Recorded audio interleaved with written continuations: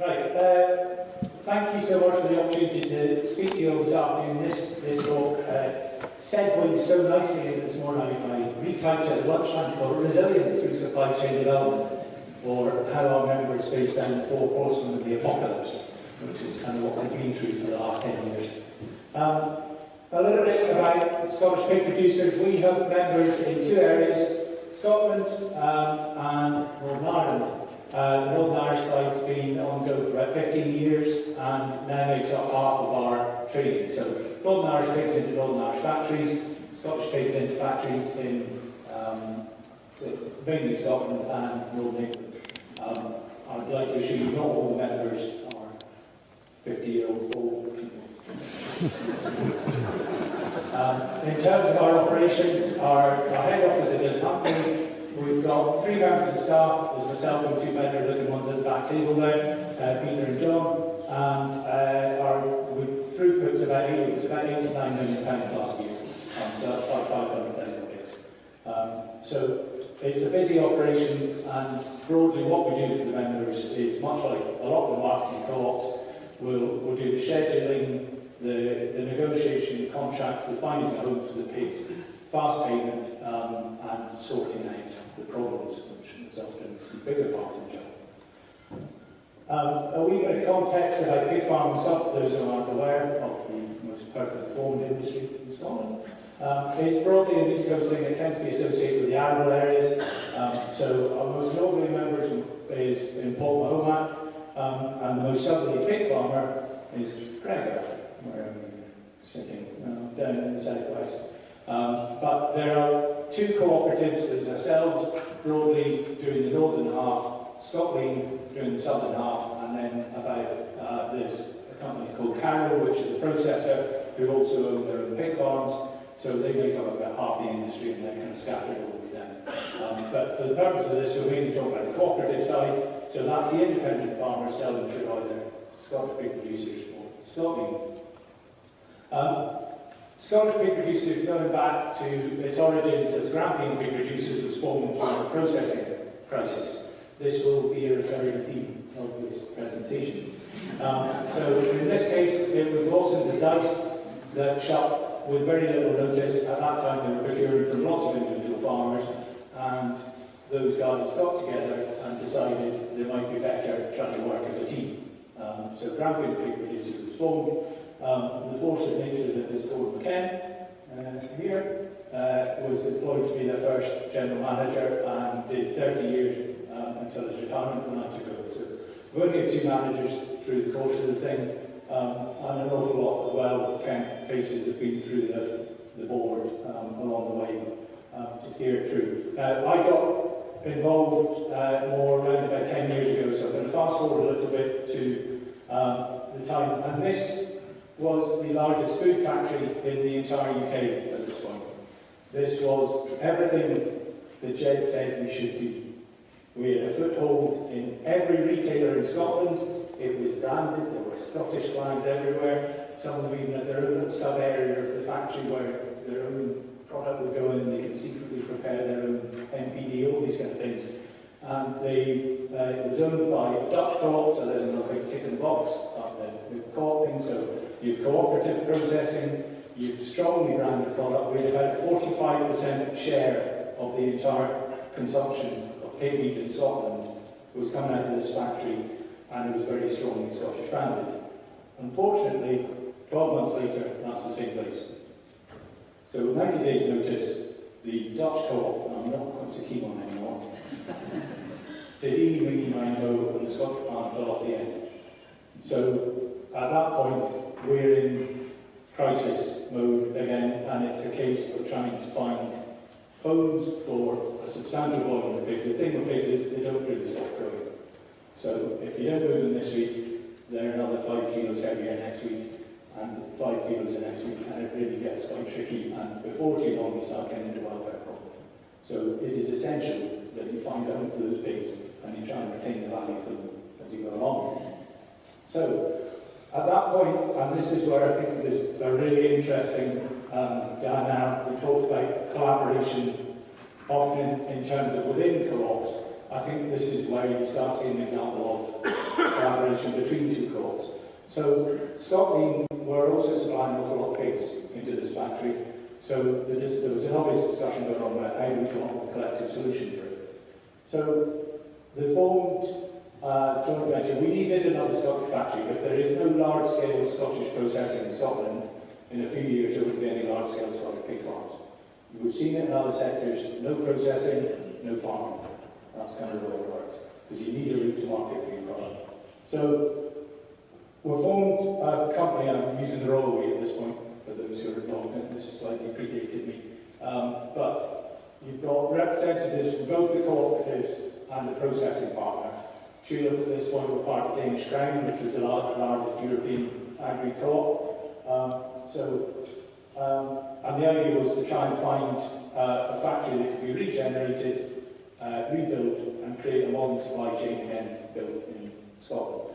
So what this did, the farmers leveraged, I would always argue, public money and used their supply to bring the process with them. So the guaranteed supply brings Tulip with them, and it also gave Scottish government, there was an FPMC grant enough to regenerate the plant and so on.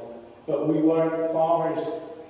In the history of farmers getting involved in meat processing is not great. They are very different skill sets. So the processing was done, they set up their own processing company called Pork Processing, and let them get on with the processing operations.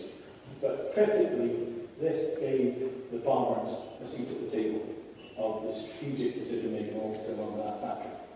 So, roll forward to 2015, and it was a site in Brecon that had been owned by the Jess family, and that was not terribly harmonious relationship between the Jess family, for anyone who knows them, and Tulip. So they decided to buy out. Tulip bought them out, and at this point we have an abattoir. It's a very old site, very old abattoir, but to all intents and purposes it was flattened and started again. So that's what we're seeing here, 2015. 2016, take a look today. This land is one from Tulip. This is Roderick, who's at the back, who's the chair of QPL, vice chair of Scottish Pig Producers at the time. And quite soon we start getting interest from retailers, particularly Co-op at the time. I played with the Scottish brand and really got excited about it. The real buzz in the industry, I would say at this point, this was not replacing the same scale as Broadstone. So it was a step in the direction, but we knew it was going to be a bit of a slow go. So everyone's happy, customers are coming, we're bringing cider, we've got some way ahead. The most modern pig abattoir in the UK probably still remains the most modern slaughter line in the UK. So a really fit for purpose plant, very well designed, Danish engineer. It is a great site, and it's a real asset to the Scottish industry. Unfortunately, in 2017, someone went over the fence with a petrol bomb, and with no notice at all, it was shut for 3 months. So again, we're back to try and find homes for 100% of the pigs in Scotland with no notice. So, particularly John and Peter, they tribute to their efforts to find homes for them. They were going everywhere. With 10,000 went to Cookstown in Northern Ireland. We have them going to factories all over Northern England. Not a great time. It was quite interesting. The actual physical damage was fairly minor. It was the smoke that got in above it, and the food standards Scotland were going, not giving you license back until you kind of scrub off that smoke. And at some point, there were people with toothbrushes up in the eaves of the things scrubbing off bits of smoke residue. So it took a while, but anyway, 3 months later, it's back open again. And that gave you an idea. The slaughter line is behind here. This retaining wall, there's been a lot of debate when Tulip built it, like how thick they should make that.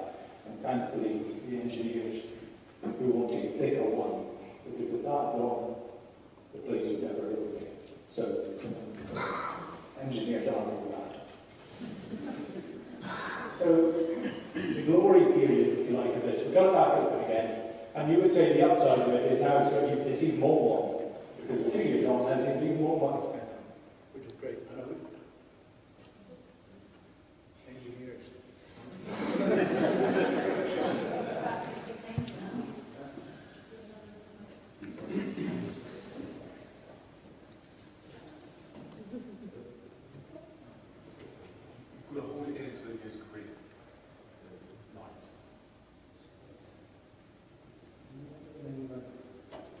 Anyway, everything I go to my voice. Oh, it's back on. I don't know which of these to work. Very good. So, here we go. So, the factory's back open. Now we've got more customers. Co-op had gone off standard pigs at this point, so they weren't interested in getting involved. They went more like low bread. But we'd have the customers, in particular people like Aldi and Lidl, got quite interested at this point with Scottish sourcing. So the customers are coming, and really significantly, we got an export license for China. And China is vital to the fortunes of pork processors the world over because they actually eat everything, unlike ourselves who only eat the fancy bits of the pig and leave the rest of it apart for someone else to worry about. So the Chinese market adds as a minimum about £10 a pig to every pig, and at certain times of the year it's 50, 60 quid if the market should be doing. So it's incredibly valuable because if the Chinese aren't paying us a tenner for that, we're paying somebody else to take it away and dispose of because the British market's a bit not eating that. So they really do nose to tail eating in a way that we only talk about in posh London restaurants. So China license really important, and as I say, certain customers come along. So it also gave us a chance to start doing some of the other good worthy things that we want to be doing. So quite a lot of strategic work off the back of James's overall Scotland food drink strategy with the sector-specific strategy, which was this one. Just laying out, getting all the stakeholders together and laying out what needs to be done to really make this a permanent success story rather than the kind of peaks and troughs we've had before. Latterly then also start getting to the sustainability side, a specific thing shared by Marion, where we're looking at the how make the sector more resilient and so on. We also Patricia undertook the largest eating quality trial on pork I think has ever been undertaken in the UK. More than 100,000 pigs were sampled by Patricia and her little mechanical tooth in the office in Brecon, so hats off for that. So this, when things are kicking away normally, co-ops can be a real catalyst for improvement, which is really where we want to be doing the happy stuff. And this is really some of the point of difference. We are very good at producing pigs in Scotland. We are better probably than the other parts of the UK, and we're probably better than most of the other parts of the entire world. We're not very good at explaining that to people and getting across them. But they are healthier, they grow faster, we tend to try and use local raw materials, all these other things. We've an awful lot of good selling points. So we had a bit of time to think about all these things, which was great. But nothing great lasts forever, as you're aware. So as we went through to 2020, the early stages of COVID weren't that challenging. Obviously food was in big demand, and it was a critical industry, so to all intents and purposes it was probably less effective than other parts of the economy. Social distancing in meat factories was difficult, and it did make them far less efficient.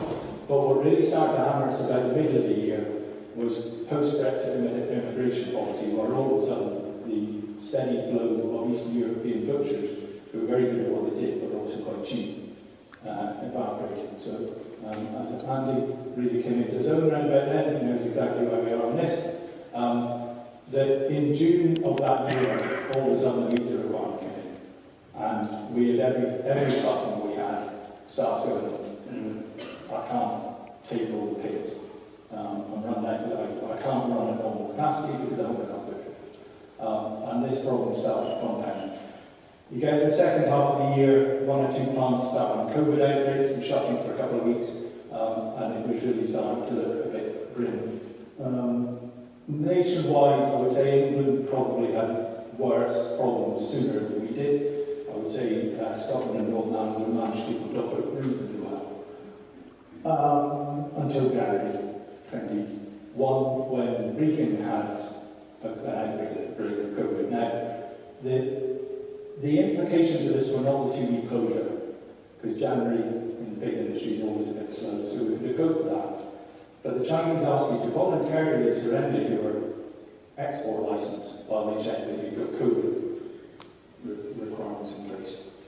So we temporarily surrendered it, and we got it back last month.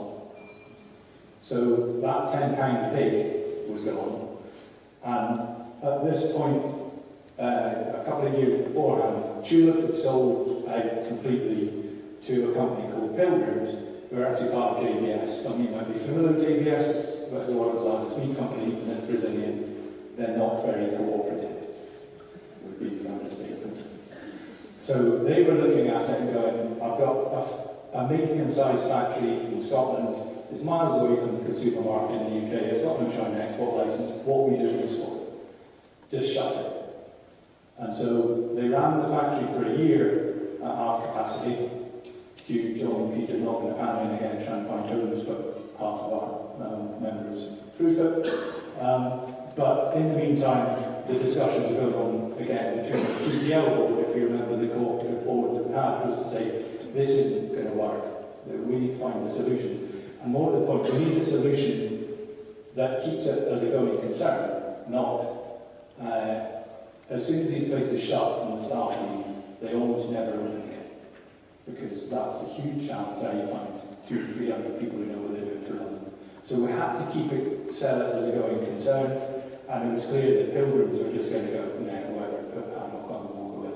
So it was on us as cooperatives to drive that change in that thinking and funding for it. So we formed a restructuring group again. We've got 2 co-ops there, an accountant and a lawyer. It's not good. Thankfully, Opportunity North East very generously underwrote the professional fees that were incurred. Because obviously one of the things at this point, our members have been losing colossal amounts of money because we're offloading pigs at salvage value, the length and breadth of the country, we go on for months. So we couldn't just go to them and listen because we get a fighting fund of about 100 grand that can stand as a lawyer. Having somebody who's going to step in and say, listen, I'll cover that cost, you've got on with the thinking, was really useful. So credit to Opportunity North East for that. So what we did, we did all the feasibility stuff. Could we run ourselves? Is it worth looking at? That was a very short discussion. But, what were the options? Who could we sell it to? Who would be interested? Spoke to all the big players and so on. And fairly soon realised that Brown's Food Group were probably the best fit. So Scottish-based processor, and they historically showed a bit of an interest in it. They were big customers actually of some of the products from the site already, so it wasn't unlimited, and we picked up the discussion with them about how this could actually work. So, long story short, we effectively just sold out the entire company to Browns at the beginning of 22, and ever since then it has been a more positive story. So they have spent, the small amount of money they spent was on buying region.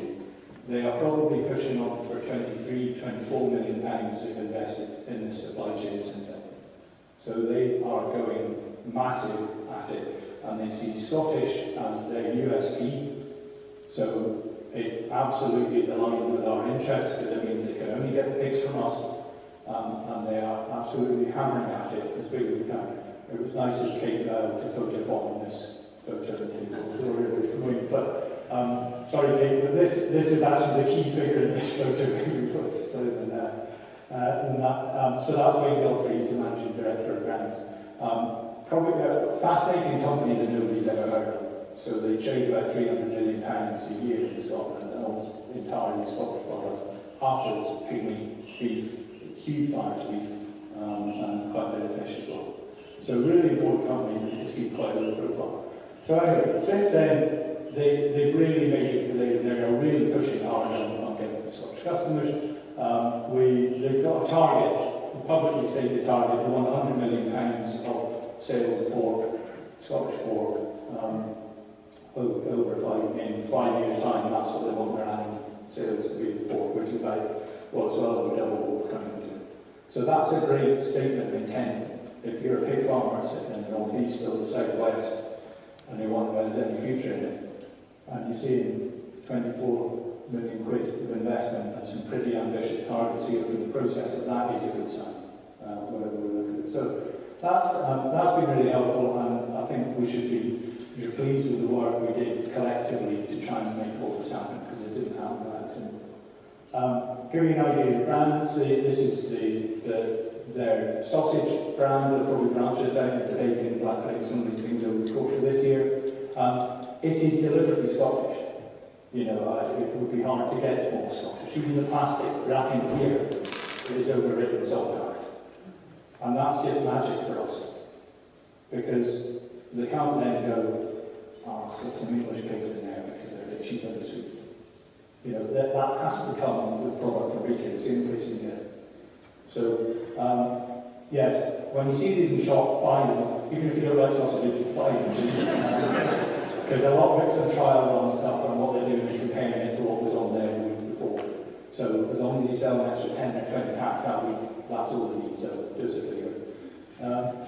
The retail butchers who have been working on this the last couple of years, which is making a big thing in October, as the name would suggest, and doing October.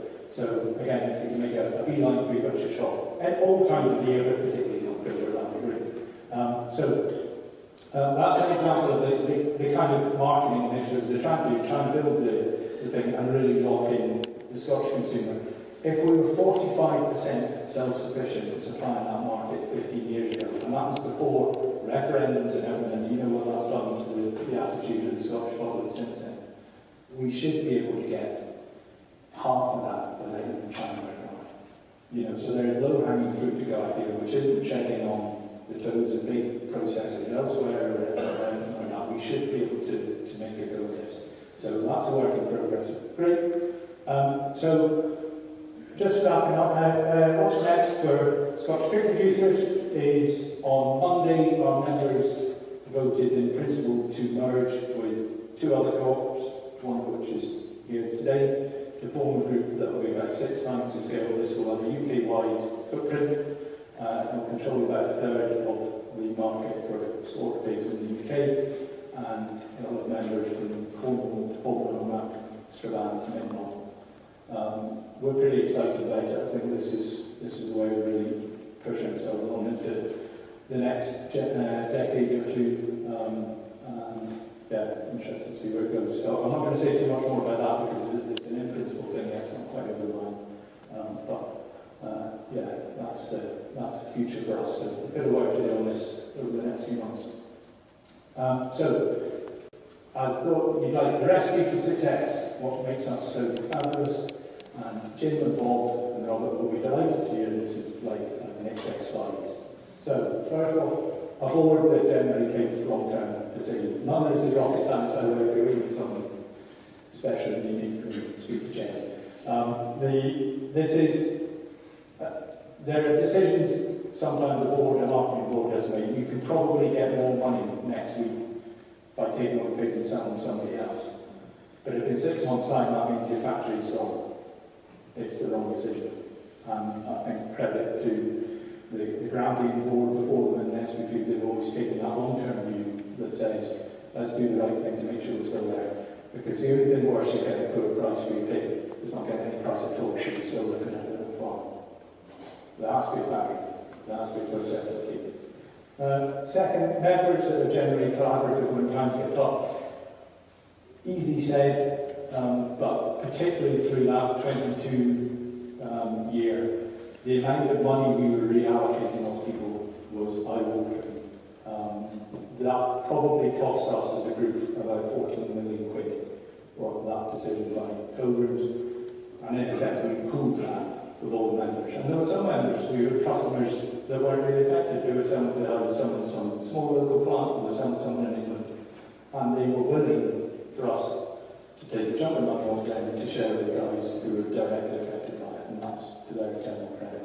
So the third one, yeah, a bit bland, but the co-ops are in the best position to drive their individual sectors forward and be more widely dialogue with government, coordinate themselves and so on. No one else is going to do it for us, and that's been said a couple of times a month. Don't wait for someone else to come in and fix our problems for us. We can make this happen ourselves. Open, honest, we're very open. The easiest thing to do is get the bad news out early, because then the time to kind of run it doesn't seem to quite so bad when it really comes to it. The worst thing you can do is just say nothing and hope it goes away. So I've always been a believer in saying that. And I would say the biggest asset we have is those three guys in the back. I'm not saying that, I mean, they effectively run that organisation on a week-to-week basis.